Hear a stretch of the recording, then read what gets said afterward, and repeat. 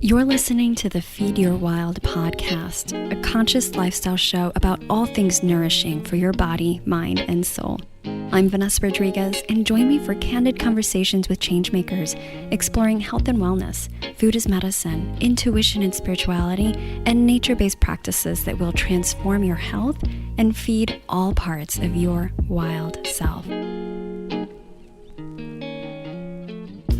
Happy November, fam. Welcome back to Feed Your Wild. This is your host, Vanessa Rodriguez, functional nutritionist, Akashic Soul Record reader, and intuitive nourishment guide. It is the first of the month. You know what that means. We have our November monthly Akashic Soul Nourishment reading. If you are new or new to these monthly readings, welcome. So happy to have you in this space. There is something here for you. I will give you a quickie background of Akashic Records and these monthly readings just to give you a little bit of primer, but I do recommend that if you're not familiar with the Akashic Records or you want to just hear a little bit more about them and my experience with the Akashic Records, how I came into them, and sort of my orientation around working with the records, then check out my podcast episode all about the Akashic Records, Akashic Records 101, Accessing Powerful Soul Messages for Clarity, Healing, and Growth. So Akashic Records is basically plugging into a field of consciousness that holds the vibrational records of all that has vibration. So thoughts, words, deeds, actions, timelines, potentials, and your soul's history. And there's a lot of information there, if you can imagine. So the way that I work with the Akashic Records with these monthly readings is I'm tapping into the collective field, particularly those that are tuning in to these podcast episodes, the Feed Your Wild collective. And as a listener, you are a part of that. So you're part of this collective, whether you're new or you're an oldie.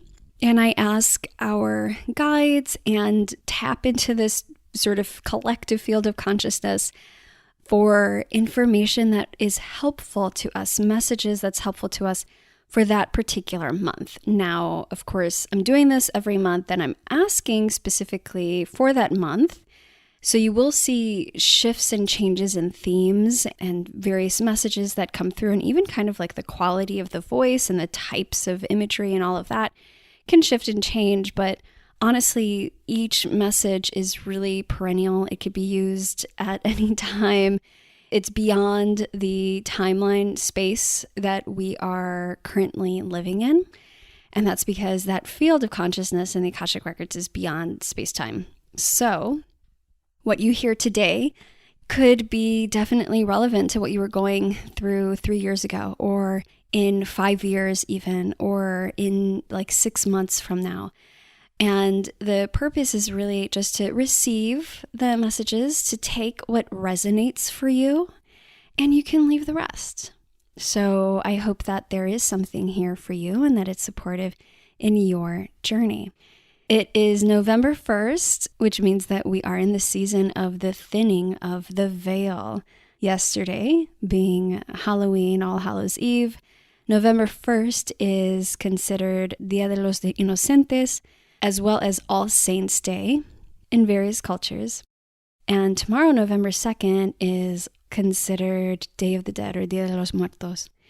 In Nahuatl rituals honoring the dead, it's traditionally held in August. The family members provide food, water, and tools to aid the deceased, those loved ones that have passed on in the difficult journey in crossing over. And this tradition has been brought to this time period around Halloween, and where these veils, so to speak, we could say energetic barrier between the seen and the unseen is really at a thinning point. And this includes sacred opportunities to honor this thinning during this time. I mentioned Halloween and Dia de los Muertos, but also Samhain. So really tuning into the traditions and cultures that you're plugged into, whether it's through your ancestral line or familial line or your soul family line, what really resonates for you. There's something beautiful there available. And I encourage you to not just participate in more of the marketed, commercialized versions of this time, but really the depth and the connection that we can have with the unseen realms, and in particular, our family members, our loved ones that have crossed over. I've definitely been connecting with my mom, who crossed over back in 2010, and it's been a special time for me this year in particular because I am pregnant and about to have this baby this year. And not having my mom earthside physically, of course, is difficult. And I wish she were here on that physical level. But just being able to connect with her and her spirit and her energy and feeling that closeness in these beautiful windows that we have available is such a gift. And I know there's so many others that feel the same way. I know that there has been a lot of loss during this time over the past 2 years. And so really taking this opportunity to connect with those.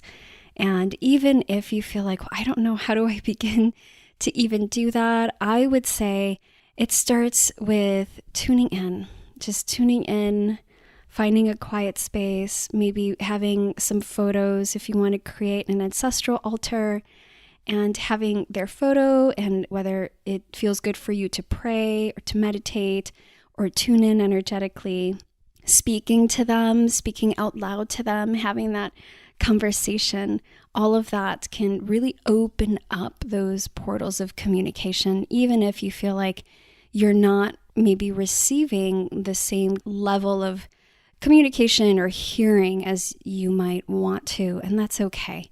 But I urge you to drop into your heart space and really communicate from the heart and feel and receive from the heart, because that's the heart perception is so much more sensitive and attuned and open than our ears and our mind.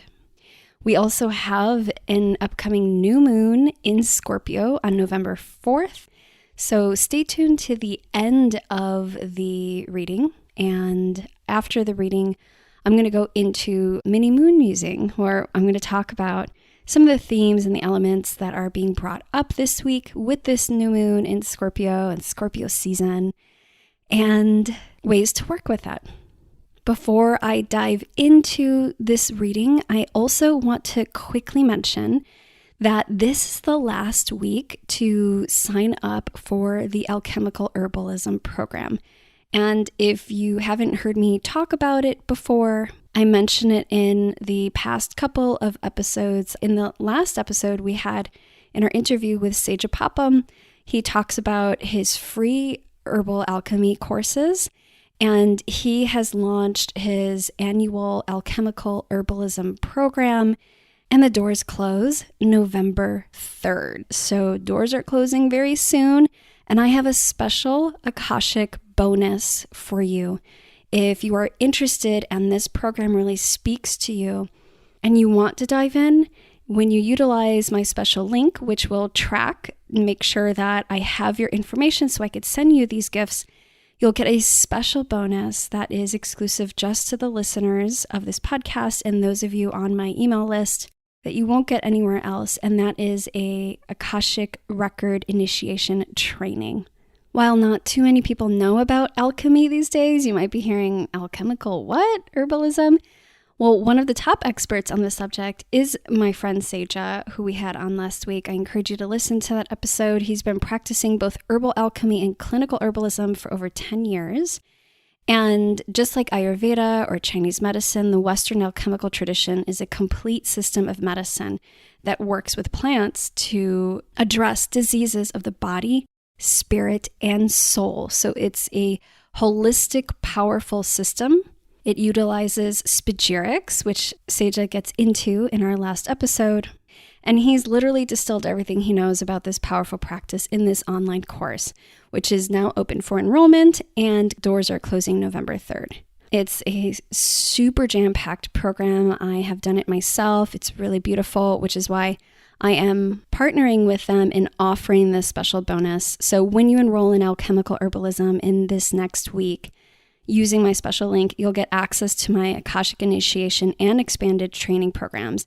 Now, this is an intuitive training that I only share with my private 90-day mentorship clients, and you will get all of that for free when you sign up. So click the link to learn more. It's wildlyrooted.com/alchemical herbalism, all one word.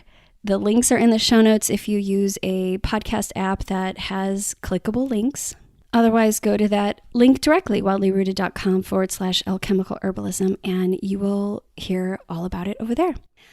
Okay, so let's get into this reading for November from our guides, and then stay tuned to the end for a mini musing on this new moon in Scorpio. Mushrooms, mushrooms, mushrooms everywhere, growing in the valley, in a field part of the great mycelium network. The visible fruiting bodies stemming from the deep unseen network and larger organism that has many roles. The fruiting bodies are the expression of what is already alive and evolving, at times providing medicine and opportunity, at others delivering poison or a chance to release and compost what once was and shall be no more. The bodies themselves are not good or bad. They are illuminations of what lives in the dark, deep spaces. They are temporary, as all bodies are, and yet they are often vilified, condemned, exploited, idolized, abused, praised, misunderstood. Of course, there are those that maintain right relationship with these beings and understand how to commune with them, but the vast majority have lost touch with their quintessence. The world has done the same with the various human bodies and entities that spring forth from the deep, dark spaces. What you see and experience is a temporary expression of something deeper. To place all of one's attention and energy on a fruiting body, no matter what form, is a misguided and myopic way of relating that inevitably misses the point. We encourage you to feel into the greater depths of the quintessence. Utilize all of your senses to connect and open your awareness to the vastness living behind the formation before you. It is only then that you can truly begin to tap into the vast complexity of this so-called physical reality. You can begin by tuning into your own vastness, from which this fruiting body of yours sprang. Then look upon others close to you. Then to the institutions you are a part of, and the various entities that shape your daily experience. Whether it is your lover, mother, teacher, politician, CEO or bank, corporation, community, it is helpful to bring the same omniscopic yet discerning lens and notice what you see beyond the visible and obvious.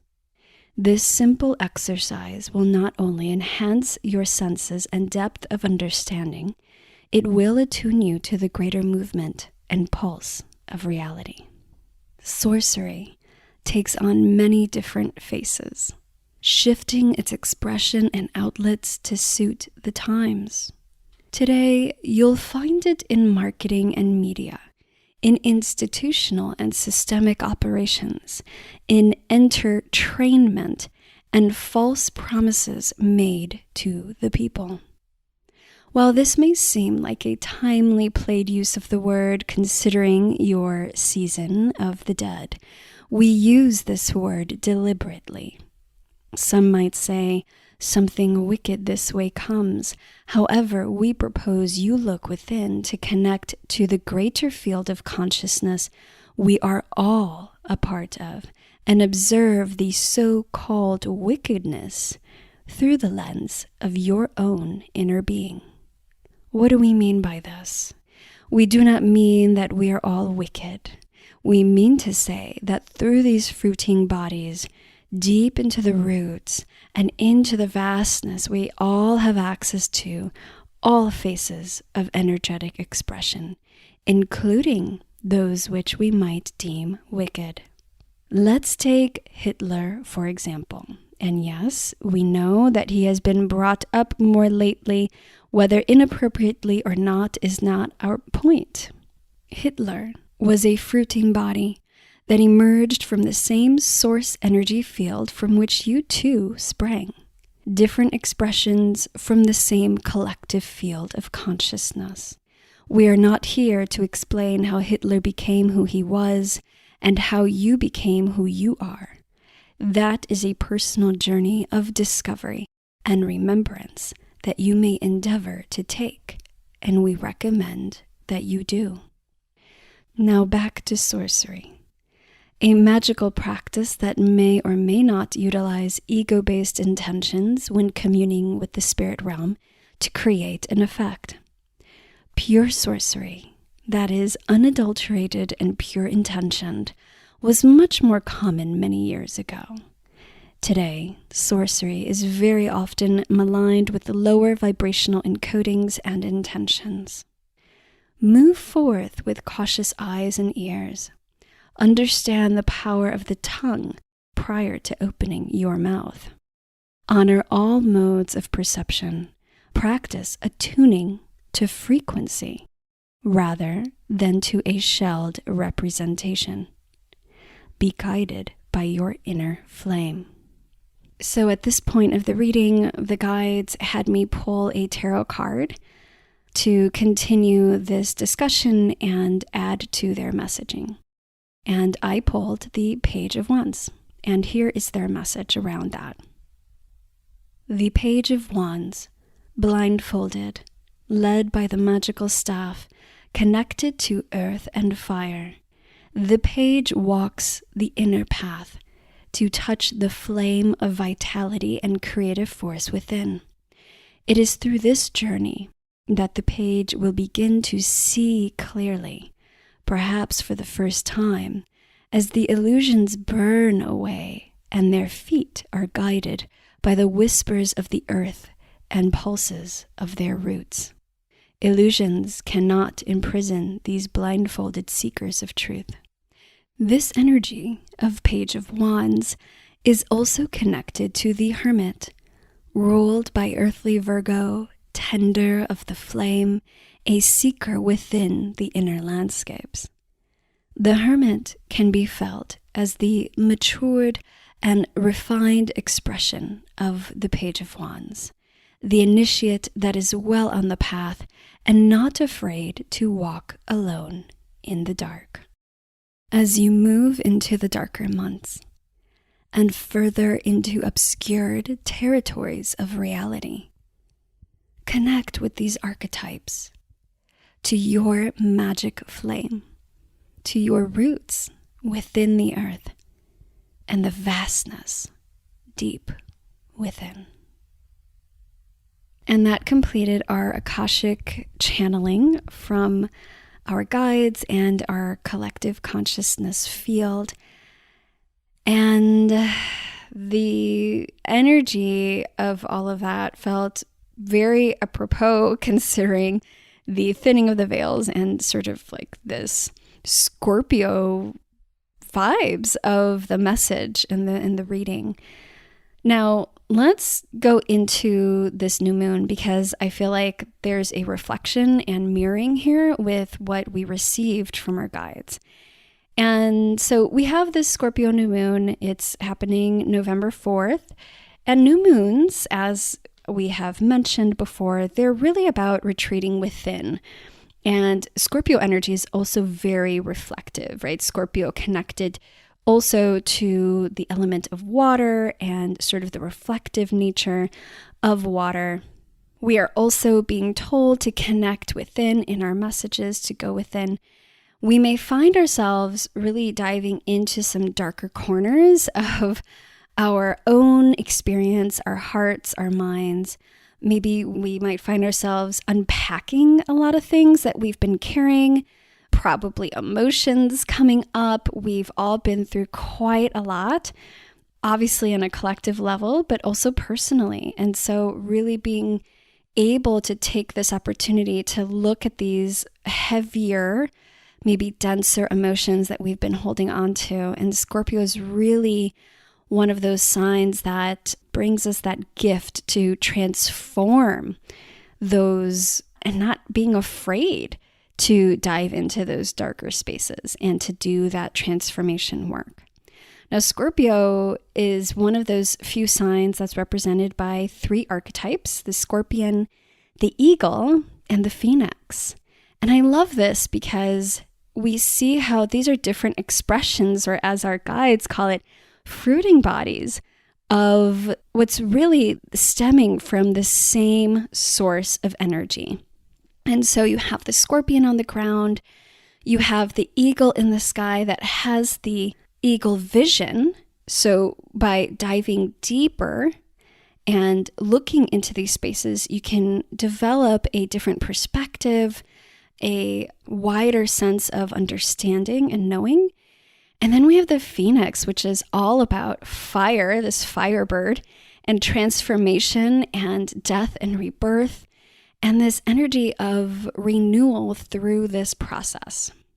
So you might want to tune in to see which archetype are you most vibing with in this time. And maybe it's a different archetype for different areas of your own life and experience. Perhaps you're in the scorpion stage, really get on the ground and doing that deeper work. And in other areas of your life, you might be in that eagle phase of having already done that work and having this higher mind and heart perspective, because the eagle is definitely connected in with the heart, but also with eagle eyes, being able to see both the bird's eye view as well as hyper focused and super clarity on some things. And you might be experiencing the phoenix process of transformation in another area of your life, or feeling that to start to happen for you as you move through this season. So this new moon in Scorpio can really represent all of those phases and various fruiting bodies, expressions of that energy. And it can also be an opportunity or a catalyst if you're in a transition phase or an in-between phase of your life in various areas. Now, the thing with the Scorpio energy, and especially with moon, and moon is also very watery, loves Scorpio energy, but we can get carried away with emotions. We might feel a little extra moody, right? It could create sort of that moodiness. And we might find it challenging to stabilize some emotions or energies, that water energy at this time. So be kind to yourself, find the ways that you can to help you in this dynamic balance. So really riding the waves in the best way that you can. And again, one major way, an invitation, I would say, with the new moon is about retreating within. And so we come back to what our guides were showing with the Page of Wands, and then the mature to refined expression of the Page of Wands, the Hermit, which I had actually never made that connection before. So that's something very new to me, but it makes a lot of sense. So you might be on the spectrum, again, in some areas of your life, you might feel more like Page of Wands, which is really sort of the beginning stages and starting to enter those realms of within and that invitation. And then the Hermit, who has been on the path, who's not afraid to walk in the dark. The Hermit has their own lantern, although it's dim, it's not very bright. And so they are allowing their inner illumination to show them the path forward just a few steps ahead, and very comfortable with that. On a more collective level, we have Mars, which is the ancient ruler of Scorpio, very active in this time as well. And we have Uranus opposite the sun and moon, and Uranus is in Taurus. And Taurus is all about earth, food, agriculture, money, resources, our values. So, as well as really awakening and truth, and through the mundane lens, like very real, practical things that are illuminated. So there's something here that's interesting where we could see there might be some surprises or shocks or things like secrets that are revealed in this time. And I would say probably bigger, deep, dark secrets that are more on the collective level. So whether that's in government or politics or corporate, or maybe even in your family or community, there's going to be things where this new moon, even though we have the darkness that comes with new moons, it's going to shine a light on these secrets that are surfacing. So we might see with the Uranus energy opposite this sun moon, we might see more social unrest. We might see more folks awakening, or you feel sort of this energy of awakening and seeking of truth. And you might experience all those things in your personal life as well, depending on where everything is landing in your own chart. I encourage you to look at that or work with an astrologer who can help assist you in understanding these more nuanced positionings and cosmic influences as it relates to your personal journey here.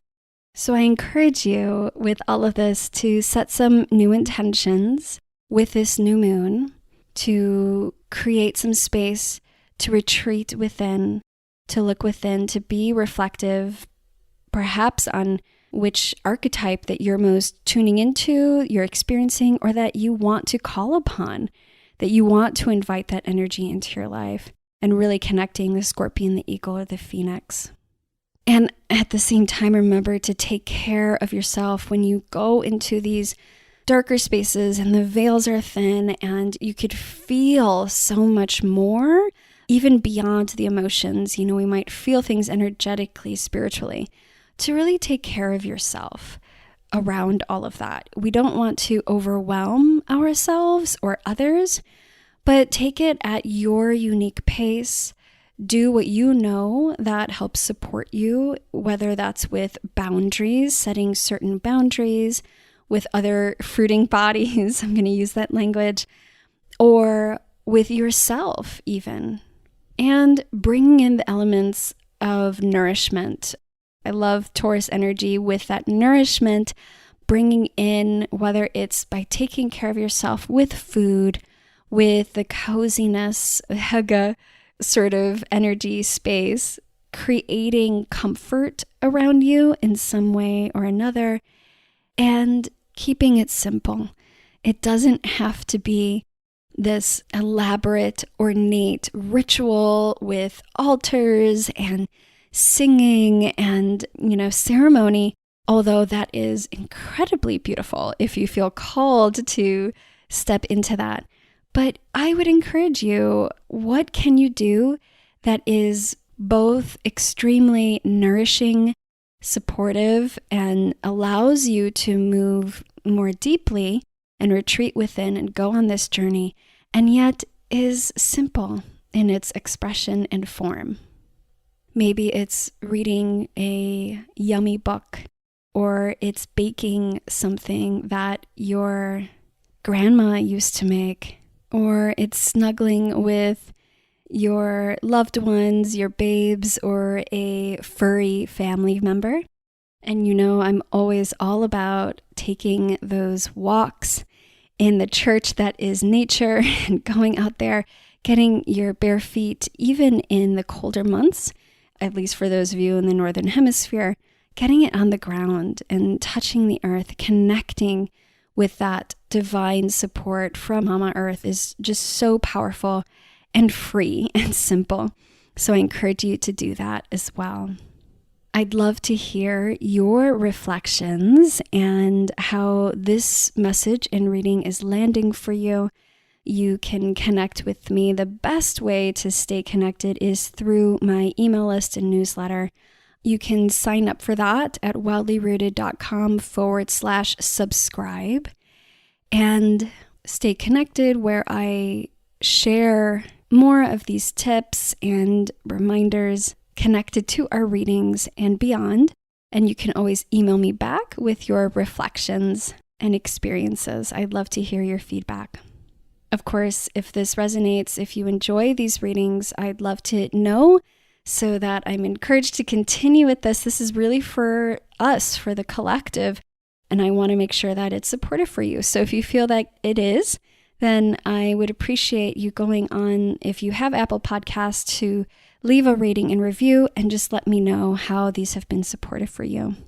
I would really appreciate that, and it helps the podcast in terms of the algorithms and spreading the word so much.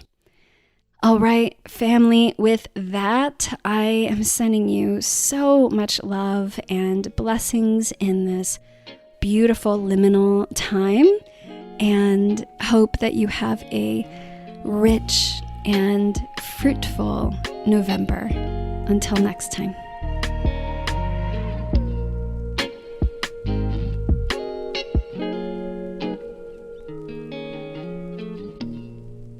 Hey there, I made something for you. One of the biggest challenges that I hear from people is that they are feeling stuck when it comes to their health. You're a smart, capable, and creative change maker, right? And you know what you should be doing for your health. So what gives? Well, it's not about willpower. And I wanted to create something that would help you to unlearn the things that are keeping you stuck so that you can get out of your own way and master the mindset of health. That's why I created Wildly Unstuck, where you'll learn the top 5 things that I have found to sabotage your health goals and what to do about them. You'll learn what it really takes to become committed and unstoppable when it comes to your health goals, and find the clarity you've been looking for so you know exactly what to do to get back into alignment. And I made it totally free. So if this is something that you want to dive into and create a vision and soul goals for your health and your life and bring your gifts to the world, because we know that we need it, then I invite you to join us in Wildly Unstuck. You can find that at wildlyrooted.com/unstuck. I'll see you on the other side.